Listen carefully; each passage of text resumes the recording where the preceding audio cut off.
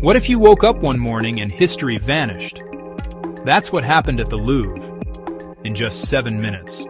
It began on a cool Paris morning. The date was October 19th, 2025. The city was just waking up. Inside the Louvre Museum, the halls were quiet. The first visitors of the day were just beginning to wander through its vast, echoing spaces.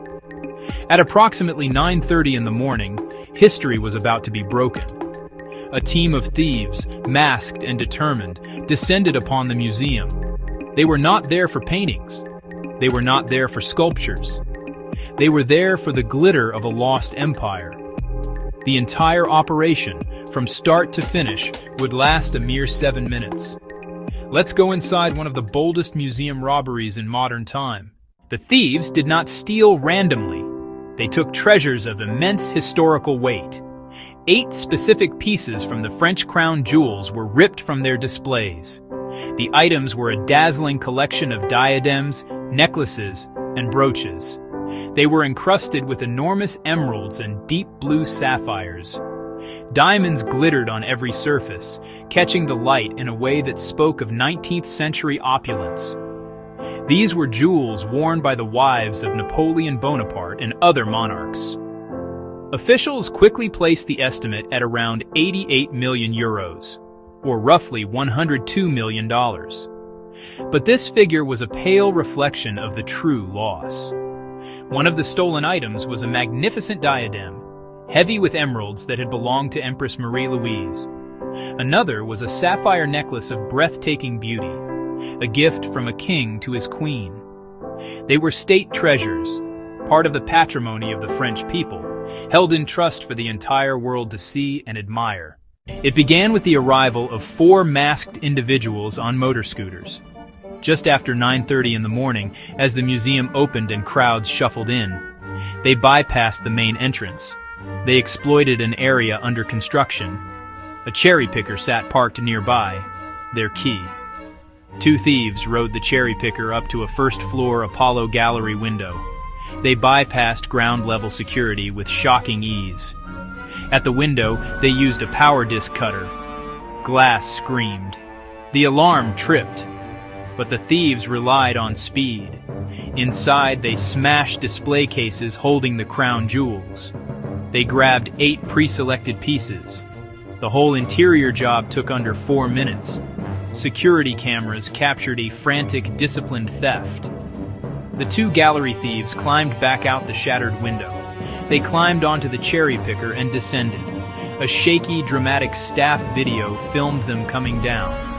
Outside, 2 accomplices waited on motorbikes. They secured the loot and sped off, weaving through Paris. From arrival to escape, 7 minutes total.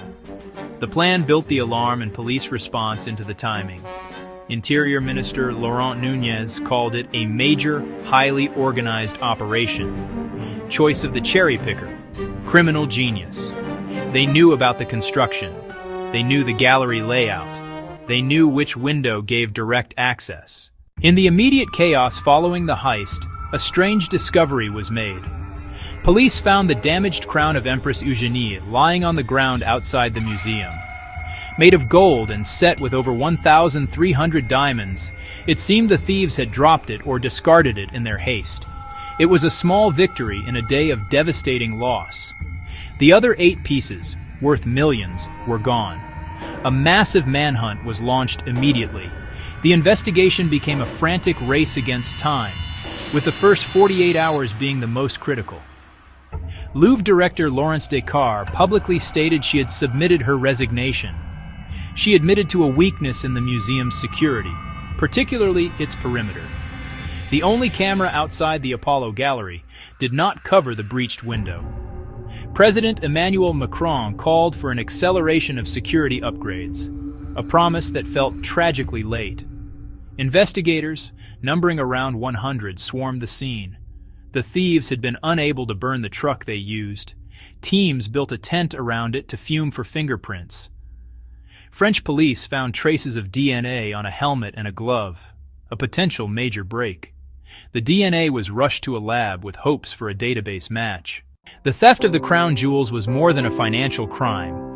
It was an assault on collective memory. They were physical manifestations of France's monarchical past, revolutions, wars, the passage of time. To see them was to be in the presence of history.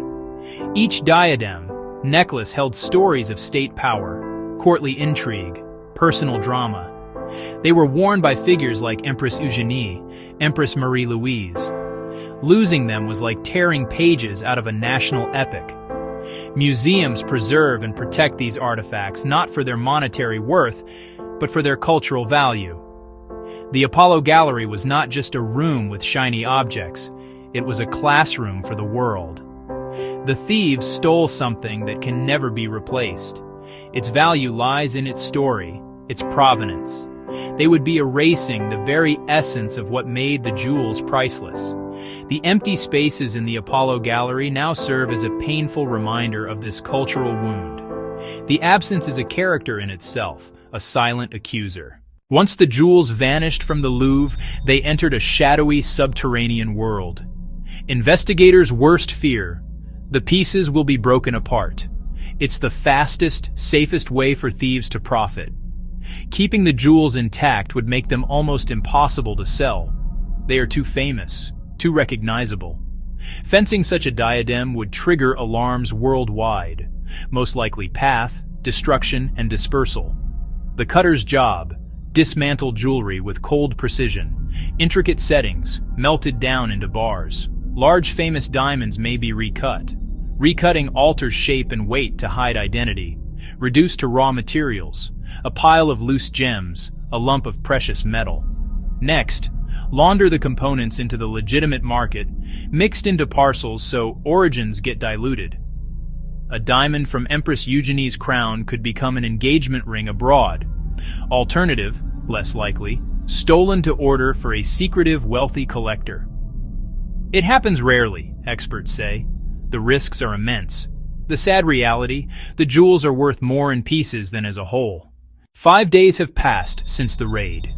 The city of Paris remains on edge. The Louvre stands wounded.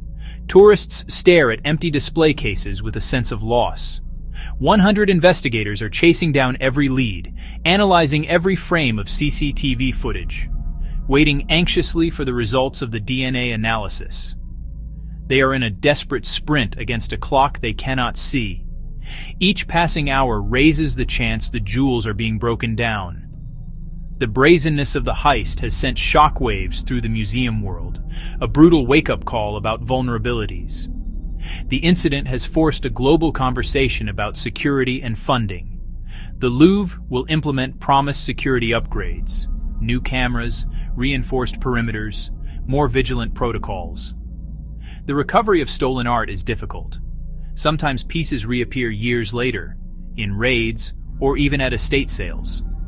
A single mistake, a careless boast, a lucky DNA match, but experts remain grimly realistic. It is unlikely that all of them are going to be recuperated in the shape that they are now. Will the crown jewels ever return to the Apollo Gallery?